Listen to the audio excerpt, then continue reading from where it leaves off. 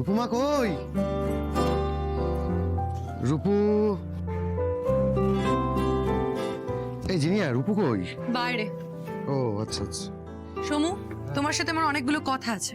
Jinia please, সবেমাত্র office থেকে এলাম, এখন না কোনো রকম কথাবার্তা না, তোমাকে এখনই কথাগুলো শুনতে হবে। আমরা নতুন ফ্ল্যাটে কবে যাচ্ছি? যাবো তো, আর তো মাত্র কয়েকটা মাস। হোপফুলি ততদিনে স্ত্রীর বিয়েটাও হয়ে যাবে, আর আমিও হাফ ছেড়ে বাঁচবো। স্ত্রীর বিয়ে না, তোমার বোন স্ত্রীকে তো আমার ভাই বিয়ে করে উদ্ধার করতে চেয়েছিল।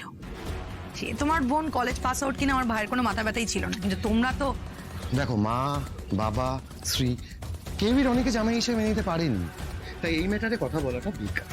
হ্যাঁ ঠিকই বলেছো, কথা না বলাই ভালো। আর ভালোই হয়েছে ওদের বিয়েটা হয়নি। আমার ভাই বিয়ে করতে চেয়েছিল ঠিকই, কিন্তু তোমার বোন শ্রী কি আদৌ রনির যোগ্য? হ্যাঁ, রনি অনেক বেটার মেয়ে লাইফ পার্টনার হিসেবে পাচ্ছে সমু। আমার ভাইয়ের বিয়ে ঠিক হয়েছে, আর অনেক বড়লোক বাড়ির মেয়ের সঙ্গে না বিয়ে ঠিক হয়ে গেছে। মম বলছিল যে এ বাড়িতে আসবে নিমন্ত্রণ করতে, তার আগে যেন আমি কাউকে কিছু না বলি। বলিনি, তোমাকেই প্রথম বললাম। ও হ্যাঁ, আর একটা কথা শোনো, তোমার বাবা মা যতই প্ল্যান করুক না কেন, আমি কিন্তু এই মাসে এই সংসারের জন্য একটা টাকাও কন্ট্রিবিউট করব না। কেন? না, আমি পারবো না, কারণ আমার ভাইয়ের বিয়ে, আর আমার একমাত্র ভাইয়ের বিয়েতে অনেক মজা করব, অনেক কিছু কেনাকাটা করব। দেখো, গায়ে হলুদ, বিয়ে, বৌভাত, এই প্রত্যেকটা অনুষ্ঠানে আমি নিজের জন্য নতুন নতুন শাড়ি কিনবো, এক্সপেন্সিভ। ও হ্যাঁ, তুমি তো জানো সোমু, আমি একটু ম্যাচিং জুয়েলারি পরতে ভালোবাসি, তাই প্রতিটা শাড়ির সাথে আমি ম্যাচিং জুয়েলারিও কিনবো। বুঝতেই পারছো কত খরচ। আর আমার ভাই রনির জন্য না ভালো গয়না বানাতে হবে, তাই না? একটু ভারী দেখে। আর আমরা কিন্তু একসাথে দেব, কেমন? বলে দিলাম, ভুলে যাও না কিন্তু। আর যদি তোমার এই সংসারে টাকা দেওয়ার চক্করে আমি আমার একমাত্র ভাইয়ের বিয়ে এনজয় না করতে পেরেছি, তাহলে কিন্তু আমার যে খারাপ আর কেউ হবে না। শোনো, চেঞ্জ করে না, আসছি।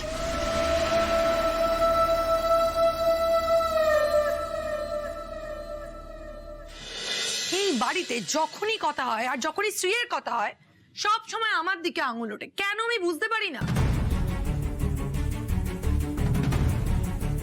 তাছাড়া আমার দাদা রনি একজন এলিজিবল ব্যাচেলর, স্ত্রীর কপালে তো যুক্ত, কিন্তু আপনারা কি করলেন? খেলায় হারালেন। দেখুন মা,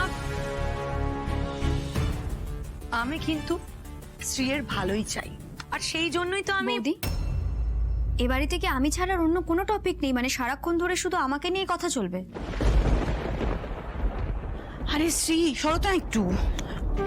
এত দেরি কেন হলো রে তোর? হ্যাঁ, আমি কখন থেকে টেনশন করছি তুই। উমা, এই তুই ঘুমনি না? হ্যাঁ, কতদিন পরে দেখলাম, কেমন আছিস তুই? কি হয়েছে রে, শরীর টরীর খারাপ নাকি? ওর কিচ্ছু হয়নি, সারাদিন এত কাজের প্রেশার থাকে আমাদের, তাই ও একটু টায়ার্ড হয়ে পড়েছে। শোনো না, ও আজ রাতে আমার সঙ্গেই থাকবে, এই বাড়িতে থাকবে। আমরা তাহলে যাই, ফ্রেশ হয়ে আসি। একদম একদম, জামা তুমি খেয়েছো তো? আমি তো তুমি খাওনি, তুমি আমার জন্য এতক্ষণ ধরে অপেক্ষা করছিলে, তো কেন করিনি। আরে এই তো খাচ্ছিলাম, বিশেষ করে দেখো, ওই দেখ খাচ্ছিলাম, আমি খেয়ে নিচ্ছি। তুই তো জানা ফ্রেশ হ, ফ্রেশ এক্ষুনি খেয়ে বাবার খাওয়া হলে তোদের খেতে দেবো। যা ফ্রেশ হ, ফ্রেশ হ।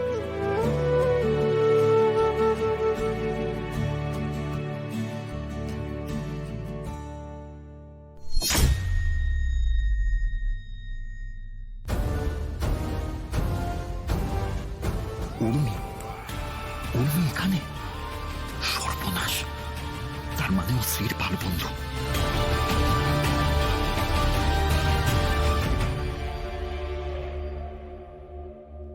বেয়ান, কেমন আছেন? মম,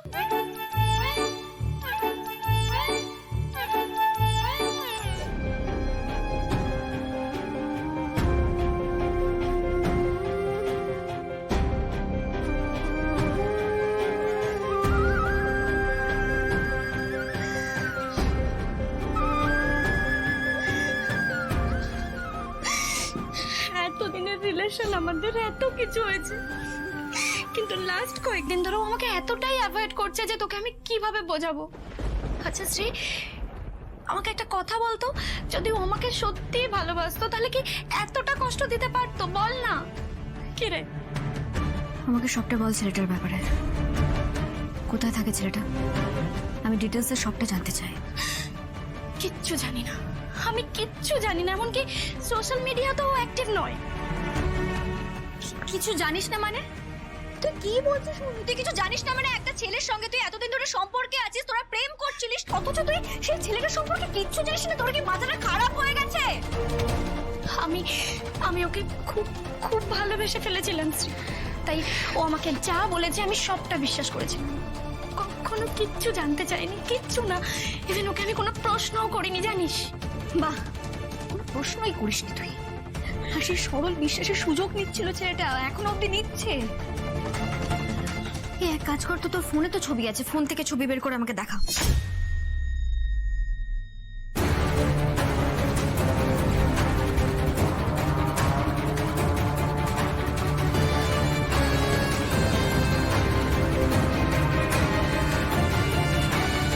আর ও যদি কোনোভাবে শ্রীকে আমার ছবিটা দেখিয়ে দেয় তাহলে তাহলে আমার বিয়েটা ভেঙে যাবে, আর এটা আমি কিছুতেই হতে দেবো না, কিছুতেই না।